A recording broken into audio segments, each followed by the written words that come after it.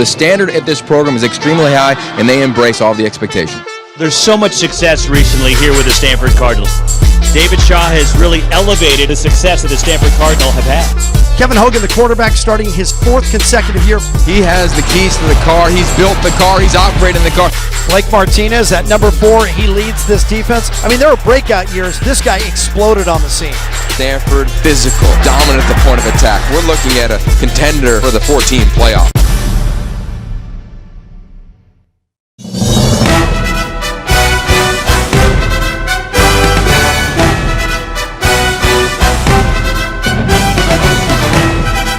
The Pac-12 Network's football training camp tour presented by 76 finds itself at Stanford, California. Home of the Cardinal, coming off an 8-win campaign. Some questions about this team over a perception of a down season a year ago, but they played maybe the best football in the country down the stretch. And with that, we welcome you onto the football field. Mike Yam, Yogi Roth, Nick Aliotti, great to have you two back together again. It feels like the band is back. There's a lot to talk about with the Stanford team. The band is back. Yes. I make reference to the fact that some have called this a down season a year ago, coming off just those 8 wins. And yet, on Media Day, you and I were talking, you actually had them in the North. Well, look, I think this team, remember, prior to last year, it was 4 straight 11-win seasons, 4 straight BCS bowl games when those bowls existed. This is a team that last year they lost their way a little bit. They've admitted it, and I think they've recaptured their competitive edge. They said it's the best offseason they've had since David Shaw has been the head coach. And I really look at the staff. It's the first time in 15 years, Coach, that the same staff has returned for the 2nd straight season. So I think the continuity is going to allow them, I think, represent the North. It's going to be huge, especially some of that continuity, maybe that they don't have as much on defense. Just 2 starters returning on a defense. You're my defensive coordinator here. How concerned would you be if you had just 2 starters returning? Well, that always bothers you when you only have 2 guys coming back. But I know a lot of these names, Yogi and Mike, and their linebacker crew, in my mind, is phenomenal. They have a lot of guys that I would like to have on my team when I was coaching. So I like the buys that they have, albeit young. I think they have a good nucleus of guys.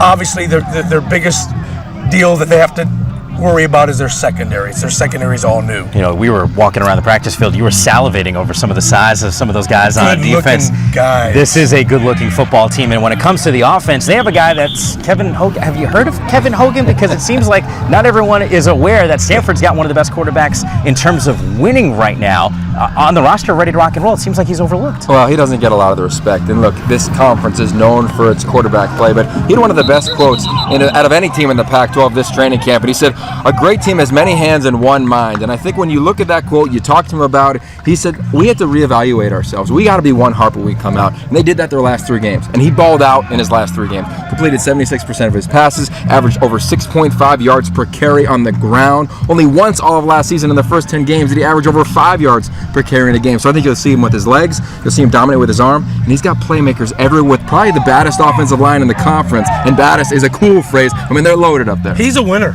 The guy's a winner. Hogan is just a flat-out winner. He just knows how to win the football games. He doesn't get a lot of accolades for some reason, but I like him. There's some marquee matchups to focus in on when you take a look at this Stanford schedule, and it starts early. I think that game against SC is one of the ones that you have circled. Well, I think the country's got it circled. The Pac-12 has it circled. We all know about this rivalry between Steve Sarkisian when he was at UW and David Shaw here at Stanford. Then last year, the game here on the farm, we know what happened there. Stanford just couldn't convert in the red zone time and time again. And SC, they are loaded. We were there early on in training camp. We'll be there in about a week or so. They're loaded as well. You'll come out to the practice field, Coach. You'll love how they look. I think this is going to be a great matchup. Both teams will likely be undefeated at that point. Nick, we've been traveling together. You keep circling in on that November 14th date with Oregon, saying that could decide the North.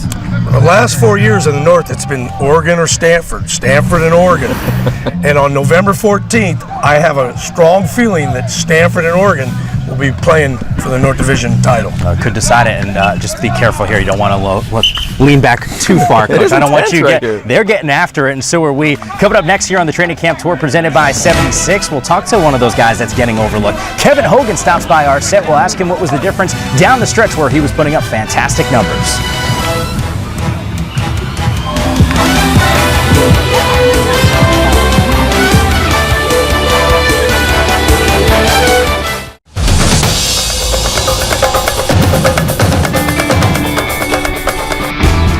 Back here on the Pac-12 Networks, it's the training camp tour, and it's presented by 76. Mike Yam and Yogi Roth with you. We're at Stanford, all about the Cardinal, where they have one of the most experienced quarterbacks in the country. A legacy here at Stanford. I don't know if Kevin Hogan's actually been thinking about that, but you're sort of climbing up the ladder, a lot of statistical categories, and obviously some of the key components to a wins, or major wins, you have under your belt. And it's sort of interesting, and we're going to talk to Coach Shaw about this a little bit later in the show, but he called you the Rodney Dangerfield of college quarterback. I'm glad you know what that is, because I was worried when I read it and go, is Kevin old enough to know about Rodney Dangerfield and all that stuff? It kind of like freaked me out there, but you obviously get the reference. Do you think about maybe the lack of respect you're getting, or the lack of credit you get as the quarterback here? No, not at all. We've had a lot of success, and that's cool. I think that when that success is given to us, it goes to our team as a whole, and I don't want to, be held up on a pedestal at all. I think it's great that everyone's getting all the praise, so it's fine with me. You're hearing from some of your teammates, they've talked about your demeanor this fall camp, this off season. Where have you changed? Have you become more demonstrative, or talked more, spoken up more than maybe you had in the past? I think so. I think that one of the things that I struggled with in the past was I wasn't as demanding as I should have been, really pushing the guys, encouraging them where I know they could do better and I could do better, and pushing myself, and just being demanding in the huddle. It's third down, we got to get this one, and making sure everyone's locked in meetings, in the film room, and ready to go during practice. We've had a great first week of practice, and I think that it's really carried over from our great off season. Yeah, college football, as you know, it's totally transforming, right? Some people are calling a play just red right or Raider, or one or two words, but you've got a lot going on. Give us an idea, give us a sense of what it's like to get 2 or 3 plays, go to a huddle, and have to make all these types of adjustments. It's tough sometimes, especially with the play clock.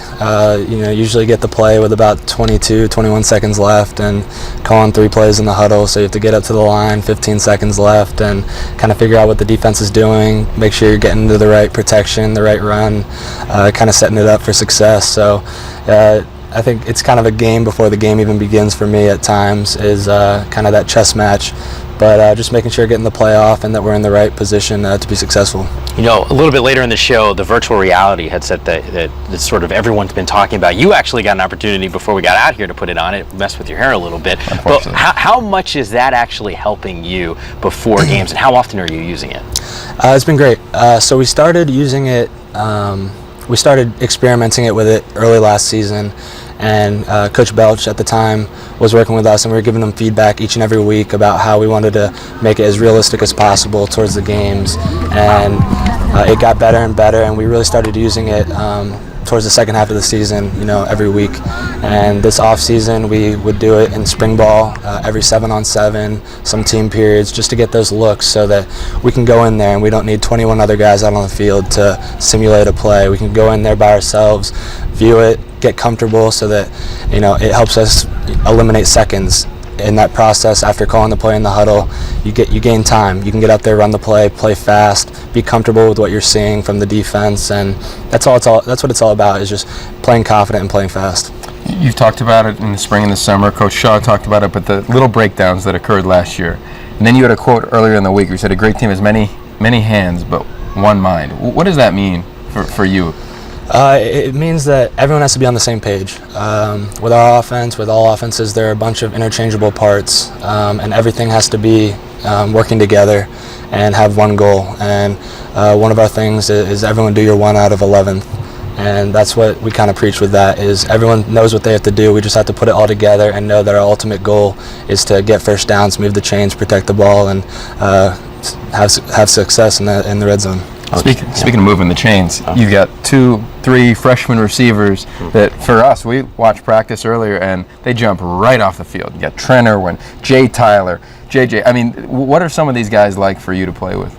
It's been good. They came in hungry in the off season in the summer, which was the first time we got to see them, and they've been learning. They've been eager to learn. They've been asking the older guys, the vets, for any advice, any tips that they can have, and it's great to see.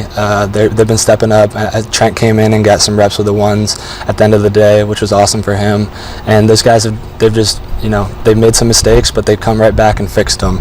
And they've shown a ton of talent, a ton of promise, and really excited for what they have in their futures. You've been talking about some of the weapons. I want to bring in one of your other weapons right now. Francis Wosu is standing by. He's on the football field. I know you were excited. There you are. I know you were excited to start talking here. What's it like to have a leader like Kevin in the huddle, sort of dictating what's happening on the football field? I mean, it's always great to have Kevin on the field. He's a great guy, both on and off the field, and having a fifth-year quarterback coming back and the experience that he's had and the things that he's done is just uncomparable to some other quarterbacks. So it's great to have him back.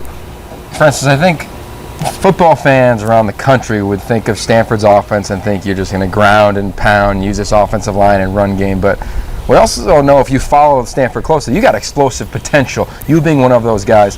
Do you talk about that in the receiver room, about making big plays down the field and stretching a defense? I mean, the run game definitely helps. When the linebackers are pushing in, that's when we go deep. So Kevin's going to throw it out there, and we're going to use all our weapons and throw bombs down the field. How about the secondary? I mean, so much is made of this defense and all the starters that you lost.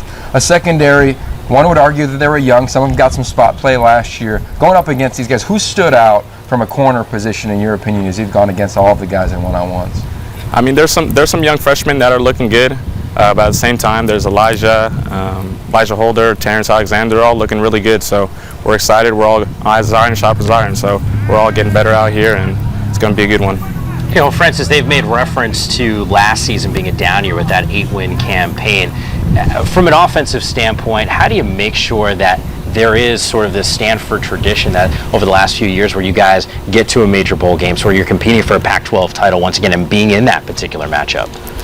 I think we implemented during the summer. Coach Turley was getting us grinding, so we're just putting our heads down and we're not worrying about anything else. It's strictly ball when it comes to it. So when it comes to the field, we're all ready. So Coach Turley's implemented that in our brains, and we're letting it out on the field.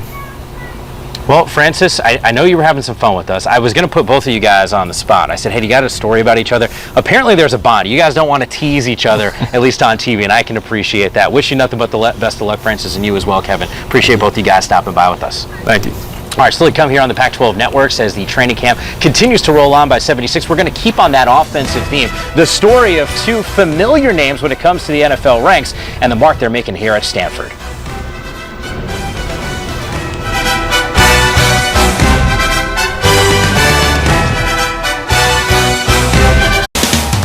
Pac-12 football training camp is presented by 76.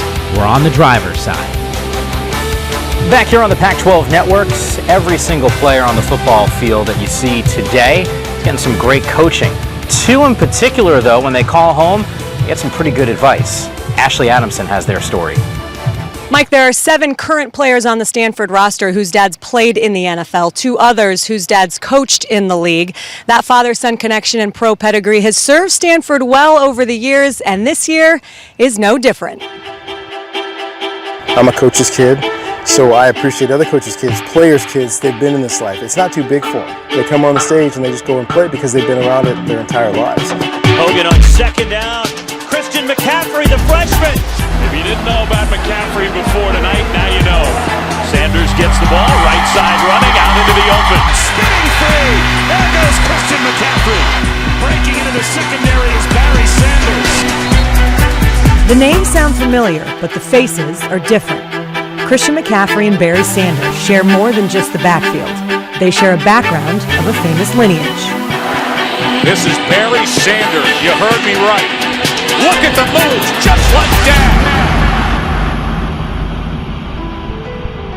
I do remember hanging around the Lions organization at a very young age, but the first time I touched football was probably a couple days out of the hospital. First time playing, I think I was 6 years old, and I was watching my older brother play and fell in love with the game ever since. Christian's dad, Ed McCaffrey, was a wide receiver and 3-time Super Bowl champion, while Hall of Famer Barry Sanders goes down as one of the greatest running backs of all time. The two families' football legacies are long, but the pair of Stanford tailbacks say they've never felt pressure from their famous fathers. He didn't have any prior expectations for me to be him. He really did let me become my own man, and that's something today that I really appreciate. I think I just developed a love for the game at a young age, and so he's kind of let me grow by myself and learn some things on my own, and that's really helped me grow. They didn't live the same life as everybody else around them. You're going to Pro Bowls, you're going to the NFL Hall of Fame. You also have 2 young men that appreciate it and realize that this is special and took advantage of it. so many times that people can take things for granted, but he's really made me realize how important if you love something, how important it is to cherish it and give it your best. As I get older, I appreciate more what he was able to accomplish just because I'm able to relate more. And like I said, he just wants me to be the best player I can be. Here he is again. Big hole right side. And Barry Sanders is shoved out inside the 10. What I love about both Barry Sr. and Ed is they want to be dads. Their sons feel that their dad is there for them as a dad, and not as a football dad, and not as a former great player, but purely as a dad. All right, great job by Ashley there as we got a closer look at Sanders and McCaffrey. Not to mention Raymond Wright, who had a great season a year ago. Wright will be joining us a little bit later in the show, but we're going to focus in our attention on the defense right now. Kevin Anderson, Blake Martinez with us. Great to see you again. Yep. I know we had some fun in Burbank when you were on set with us during Media Day. We continue to talk about this theme about how strong the Stanford defense is. When you guys look at it, despite the fact there's 2 starters that are returning this upcoming season, explain to me why we still could be talking about the top defense not only in the Pac-12, but we could once again be talking about a top 2-3 defense in the country. Well, we got a lot of young guys who haven't played that much, but they all love football so much, and they're so passionate, and they work so hard, and it's a very talented group, and I think as leaders, it's our job to kind of steer them in the right direction, but I think we could be just as good a group as a defensive unit as we've had in a while. Yeah, it comes down to that same thing where everyone just talks about, hey, we're missing this guy, we're losing this guy. Once again, all these people that are leaving us, but we just keep reloading. And we have all these talented young kids coming in, and right now they're showing us, hey, we can do it, and we're seeing it on the field, so it's really nice. You guys have been the best defense in this conference the last 3 years and have been ranked in the top 10 in a number of categories. Yet you said, Kevin, it's kind of a follow-up from what Mike just said. You said, Kevin, this might be the best talent we've ever had. Well, it's true. These coaches are bringing in such talented recruits, and the older guys, the Trent Murphys, the Chase Thomases, Shane Scoves, they've showed us, Blake and I, how to work hard, how to go to practice every day, and so it's our job to show these younger guys how to come out every day and work hard. And I really truly believe these guys we have the most talent that I've seen here. I tried to recruit both of these guys. These are good football players. I'd have loved to coach both of them. And Blake, what I remember with you, 102 tackles last year, over 200 tackles your junior and senior year in high school. You're a tackling machine. You just have a nose for the ball. Are they protecting you pretty good with the front? Tell me about that. I mean, I think it's a combination of just loving getting to the ball and having just so much fun out there, and then also having just a guy like Kevin Anderson, last year David Perry, Henry Anderson, AJ Tarpley, just all these guys to look and see how they kind of played their game, and then just use that to add that extra, I guess, mold to my game. And it's been working out so far. Blake, what was that story that we told at Media Day? There was a high school camp that was on campus, and Coach Shaw said, "You just don't kill anyone today." I had asked you about just what your sort of how you would describe your philosophy when you're on the football field. And you're pretty aggressive, I think, is probably the best assessment. Yeah, I kind of just look at it as off the field gentleman, just how I was raised, and then once I hit the field and put that helmet on, I kind of just changed mentality. Just don't mess with me as it's going on. I'll be helpful if you need a kind of coaching point, but once I'm on that field, it's go time. Clark Kent and Superman. Hey, there it is. Tell the audience out there, because he's a pretty reserved guy, something about Coach Shaw that maybe people would like to know. I guess you kind of see all these coaches just having great golf games. But for Coach Shaw, different story. We had the Pac-12 Media Day, we had a putting competition, didn't make one shot.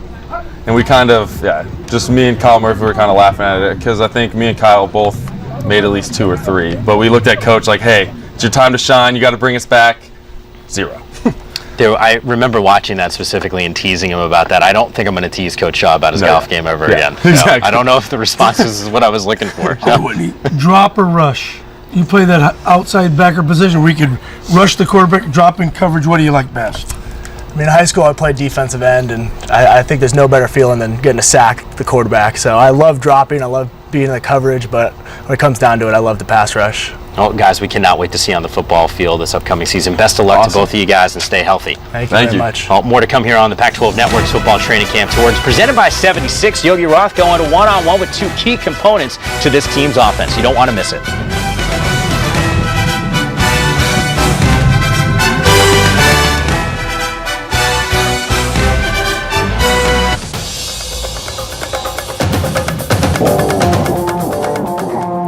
Back here on the Pac-12 Networks, it's the Football Training Camp Tour presented by 76. A little bit earlier in the show, we told you about a couple of running backs.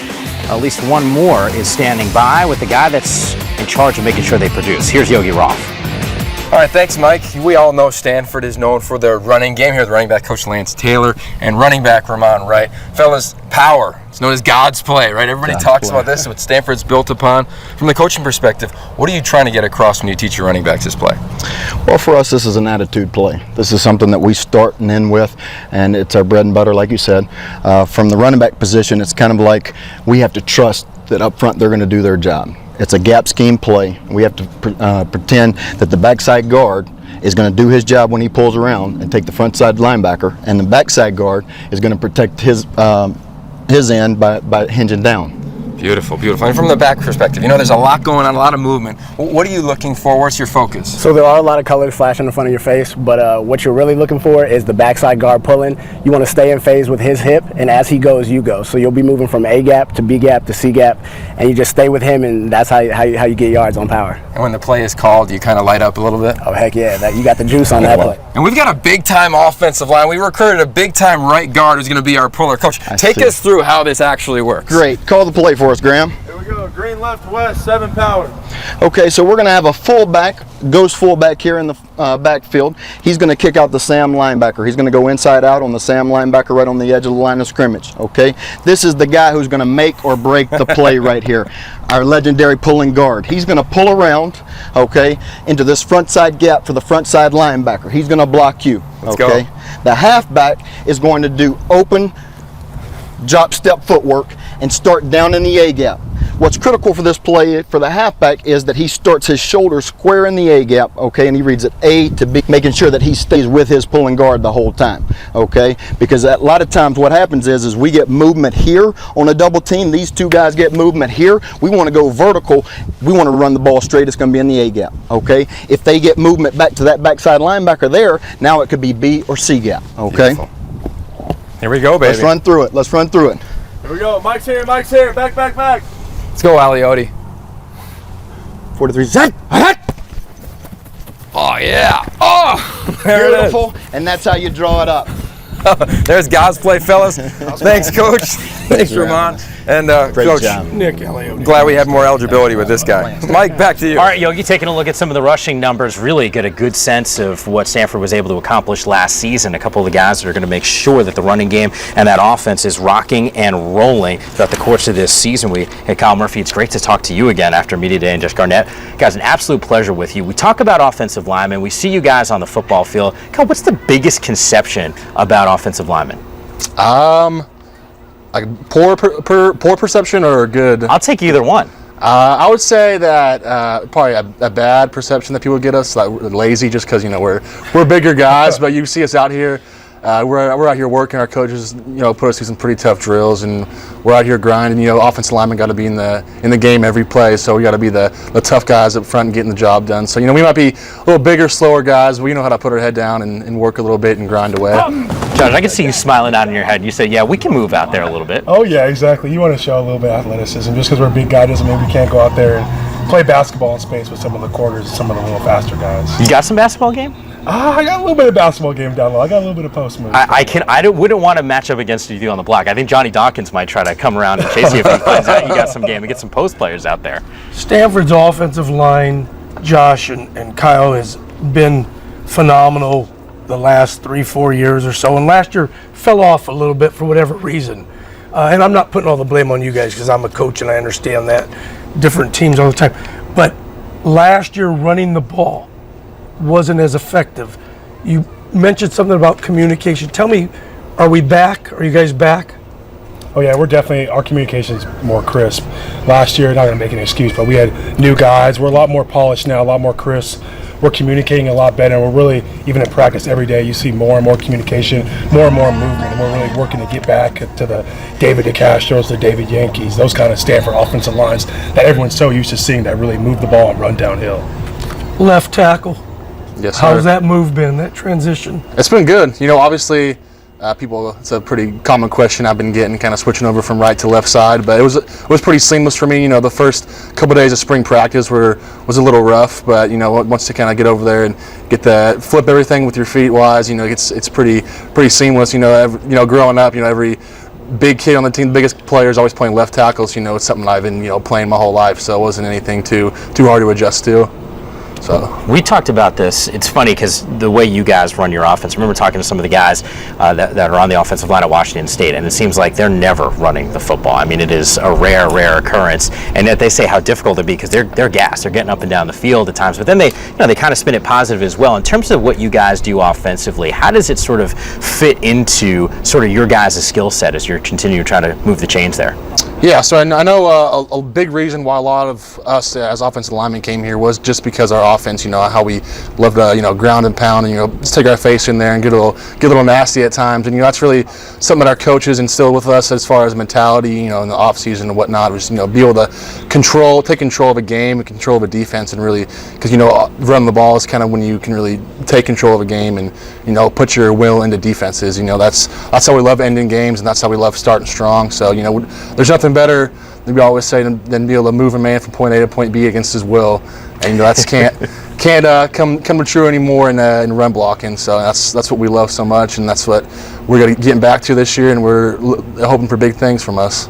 Josh, I can pretty much guarantee you can probably move me from point A to point B, whether I want to move or not. Wish you nothing, both of you guys, but the best this upcoming season. Can't wait to see you on the football field. Stay healthy. Sweet. Thanks, guys. Appreciate you guys. More to come here as the Pac-12 Network's training camp tour presented by 76 continues to roll on. The man calling all the shots is David Shaw. He joins us next. They're on the training camp tour.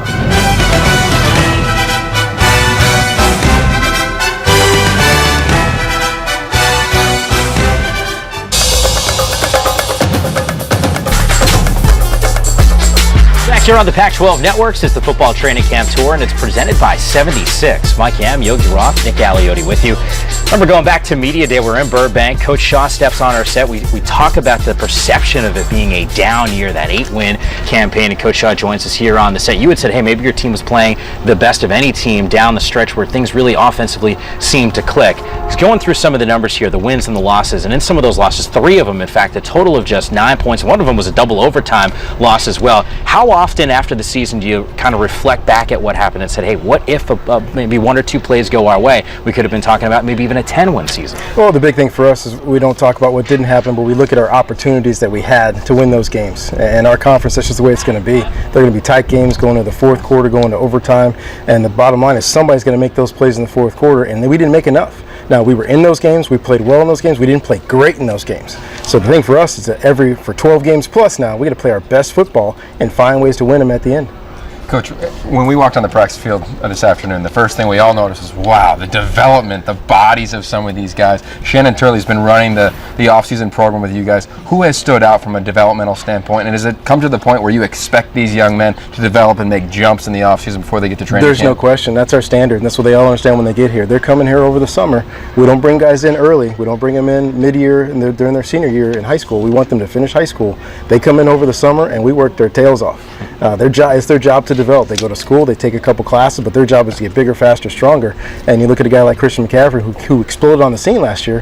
He's bigger and faster, stronger than he was a year ago. Barry J. Sanders has done the same thing. Our young defensive line has come out, and guys have packed on somewhere between 10 and 15 pounds a man because that's what they need to do this summer. This is a tough physical conference, and we want to be one of the best.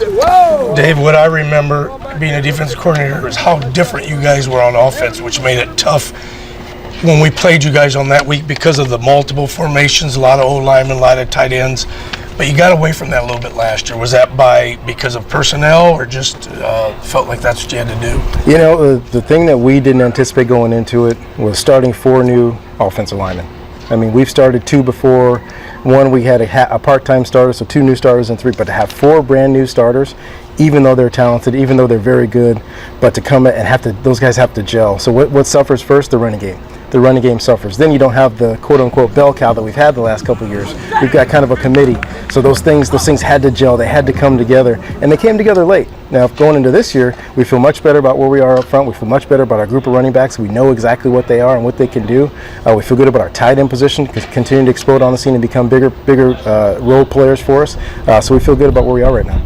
Coach, you talked in the offseason about how this team came together, one of the best offseasons you've been around. And then Kevin Hogan in this quote this past week said, "A great team has many hands and one mind."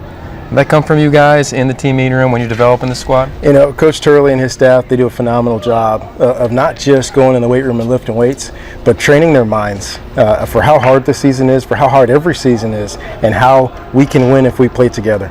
We have to trust each other. We have to believe in each other. We have to compete like crazy against each other. But it's still a line from Pep Hamilton, who was here for a couple of years, that we want to be competitive but not combative.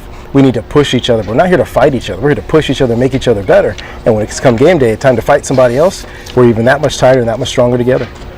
Coach, it's interesting because you made reference to some of the changes in the offensive line a season ago, and I look at the team's defense and sort of, this is a defensive team that's been carried on that side of the football. It just seems like year in and year out, the numbers leading the country in major statistical categories, and yet I look at the lack of starters returning from a season ago. As the head coach, when you consider just the 2 starters that are returning, where does that does that worry you at all? Are you a little nervous heading into the season because of that? Well, part of it is lessons learned. I talked about the offensive line. We're not going to assume that everything's going to go perfectly with this group. There are going to be some new guys, some guys that have to learn different things. And we're watching training camp right now with a very watchful eye.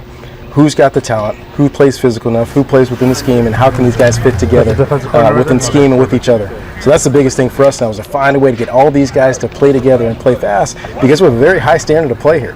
And we're going to reach that standard regardless. Now, if we need to cut down what we do, that's great too. But we need guys to play fast and play together. Christian McCaffrey last year, true freshman, right? I thought he was an awesome player. Is he a running back? Is he a wide receiver? Or is he that Where's Waldo type of guy, hybrid guy? He's a little bit of everything. And he's not one of those jack of all trades that's good at nothing. He's a jack of all trades that's good at everything. He can play receiver. He can play full-time receiver if you want him to. The guy can return punts. He can return kicks. He can throw the ball. He can run the ball.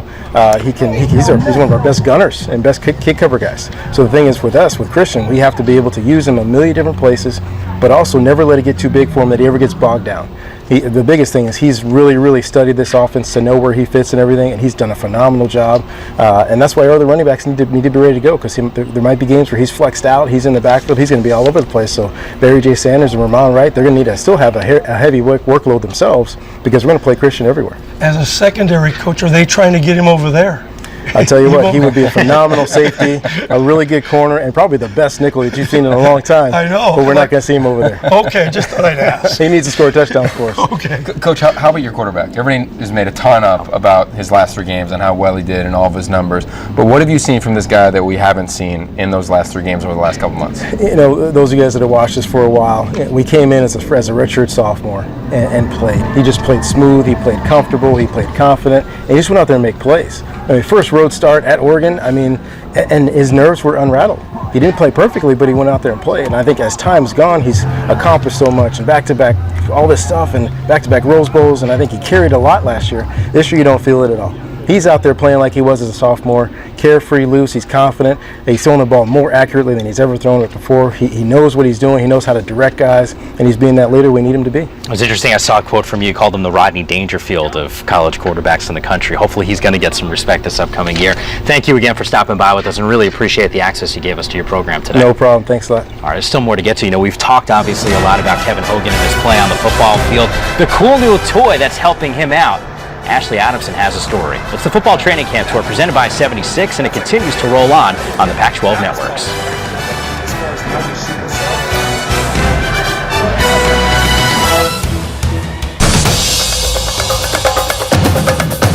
First and 10 here, 50 seconds to go. This time they get to Hogan. He escapes pressure, throws downfield for Kajus. Devin goes up and makes the catch in traffic. What a play by Kajus. Hogan somehow avoided the sack, throws a 37-yard strike to his big wide receiver. Touchdown, Stanford. It's the Training Camp Tour presented by 76 here on the Pac-12 networks. Kevin Hogan's play down the stretch, maybe arguably is playing as well as any other quarterback in the country. One of the cool toys that's been helping him. Ashley Adamson has that story.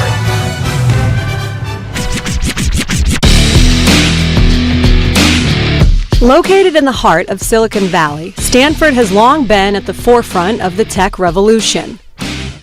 And with David Shaw at the helm, the Cardinal football program has maintained its place at the forefront of the college football landscape.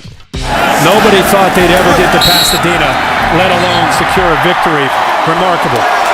And now, in the epicenter of technology, former Stanford kicker Derek Belch has created virtual reality software that is already helping Cardinal football and may ultimately change the game.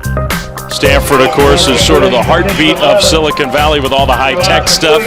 Outside of this little bubble, not a lot of people can even spell virtual reality. They don't even know what it is. This is the way people think here. That's the Silicon Valley. That's Stanford University. This is a research institute. This is a place where we can try to say, what's next and how can we be at the forefront of what's next? The difference between this virtual reality technology and past attempts is that Belch's software uses real video instead of animation. They can simulate what the defense is going to be doing, so their quarterbacks actually put on this face mask and go through their different protections. So how many hours am I going to have to use this thing before I'm a starting quarterback? Well, so for someone like you or a fan, once we kind of teach you what you're looking at and you can memorize and learn to react quicker, just go do it on the field. So why don't we check this out? Let's try it. Okay. Yep. So I just put this on and I become a quarterback. Yep. You know, football-wise, you are hearing exactly what's going on the field. So on this particular play, he's changing the play call. You hear that. You go through the mental mechanics. All right, I would do this. The protection slides. You come over and boom, we move on. This is unbelievable. That's the reaction we like. It's got a chance to be phenomenal. So we got incoming freshmen. They can almost feel experienced after a summer. We walk into training camp, they've already run these plays over and over again. They can make quicker decisions. So going forward, this thing has a chance to be really exciting. I'll tell you this, in 2015, no one in the Pac-12 is going to have this other than Stanford, and that's a big deal. If this kind of becomes the de facto way to train in the NFL and college and high school, and it started here, how cool is that? All right, Ash, I feel like if this was a different environment, you would be singing a little Jamiroquai, a little virtual reality. We won't go there, but because we are standing by with one of the more charismatic players in the Pac-12 Conference, Graham Schuller. How's it going, guys? It's amazing to have you here. Now, a lot of communication going on. You're a great communicator. You just look at you on YouTube. You're doing all these amazing things. Your mom's a singer. Your brother's a singer. But at the center position, a lot of communication going on. What's that like at that position for you? It's a wild thing to deal with. Here at Stanford, we have so much going on in our offense. I mean, Kevin's running so much back behind center, and he's orchestrating a lot of things from protection to run calls to kills, and we run a kill system offense. So there's a lot of different layers going on. But when I get up there, I'm trying to facilitate and structure the defense. So we have lots of different, you'll have overhangs or double looks or all sorts of technical terms that I could sit here and ramble off all day. I think we have over 75 calls on the offensive line. So it's a lot of communication that we have to deal with. But it's a fun job for me. I love communicating with Josh and Kyle and Johnny and all these guys out here. And you know, when you incorporate somebody new or you're working with the tight ends that don't always get to work with you, you know, it's a little bit of a challenge, but it's what we come here to do. Well, most people dream of playing quarterback, and Mike's going to be able to do that today. But I had a dream lately about playing center. You know, you're the only guy that gets to touch the ball every play. So. That's exactly right. So can you coach me up? Can I be you? Absolutely, man. Let's do it. Throw that helmet on. We'll I'm get to going to work. throw that helmet on. And I'm going to throw my with the shades. All right, I like it. Nation glasses. I like it. So Coach Bloom's quick on this whistle with us. So if I'm quick on you, don't take it too personally. Okay, I got to get it on. There we go, man. There we go. My glasses. That helmet might be a little slippery from practice. I was sweating a little bit today. There we go. All right, strap in. Gosh, you look like me. Oh yeah, this is good. All right, so coach me up, man. What are we doing here? So here we go. Kevin back here, who's gonna be Mr. Hogan, is gonna give us a kill or a let it roll when we get into this offense. So now what you need to do is when he kills it, you're gonna have to flip everything we're doing. So let's do this. Our first play is gonna be Pac-12. So we're gonna be going left with Pac-12, and we'll be going right with Cardinal. Okay. So if he kills it, we'll start with Pac-12. If he kills it, now we're going Cardinal. So you're gonna have to take the point or the protection, whatever we're doing, from here to there. So we're just gonna switch that. Pretty basic, pretty simple. See if you can handle it. Okay. All right. Let's see how it goes. Kill! Cardinal! Cardinal! All right, here we go. Ready, set. Hit. Oh yeah, baby! all right. That was all right for the first time. We'll work on it. We got some work to do. But I didn't even notice. Yeah. That's the Nerd Nation, absolutely. All right, so if we flipped it back the other way, what would I do? So dealing with our protections or dealing with our run scheme, a lot of times our whole offense is centered around one person, and so we'll have a focal point, and everyone will have responsibilities based off of that. So it's my job to determine where that focal point is. So whether it's in protection and telling our guards who we're going to, or telling our fullbacks even who they're supposed to block in relation to what I'm doing. So there's a lot of moving pieces, but to keep it really simple, most of the time you're just flipping it from one side to the other. All right, so. Mike, what do you say? Let's flip it one more time. Let's do it. All right, here we go. This is dedicated, everybody. the Pac-12 networks and the Stanford. I like it. How about we let it roll this Bloom. time here? We'll let it roll this time. Here we go. Kill! Oh, we killed it. You got to flip. You got to flip. Pac-12, There we go. Pac-12. Here we go. Sit. Nice snap. Yeah, Nice snap. Oh, thanks, There we man. go. We appreciate Absolutely. it. What do you think? Does Mike have a chance to play quarterback? Look, I think Kevin's not worried about losing his. You know, the stage big thing is Kevin's about the same height as I am, so he can get and see over me. We just got to make sure he can see over you. We'll be all good. We just need some larger cleats potentially for me. Absolutely. Graham, absolute pleasure having you on. Always good to see you guys. Always entertaining. We're going to wrap things up here on the Pac-12 Network's Football Training Camp Tour. It's presented by 76. Some final thoughts. Graham was teaching for us, while Yogi and Coach Aliotti give us their final lessons. That's still to come.